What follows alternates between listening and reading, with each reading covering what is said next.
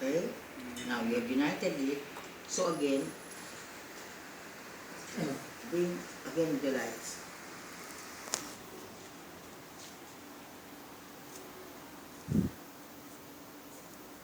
Very good. Very good. Ayan. Sa gitna mo sila. This is the video. So, you see very well, this ceremony of the lighting of the candles of grace,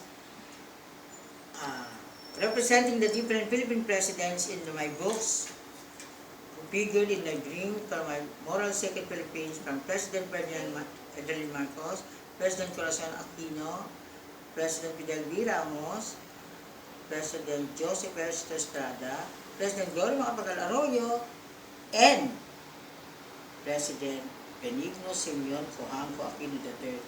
Through the lighting done, through the transforming and unifying lighting done by Atty. Rafael A. Morales as the founding president of the Katipunan for the establishment of the Rizal Guminti Pangadaran Incorporated, Pangadaran Academy Incorporated now, we are assured of this grace. Leadership by grace, citizenship by grace, so that the Philippines will really be considered, as in the book, there, the Philippines as the Pangataran Pilgrimage Country of Grace. We thank you, Lord, for this wonderful grace, that we are here, the Feast of Transfiguration, and we are able to do this ceremony in this sacred space.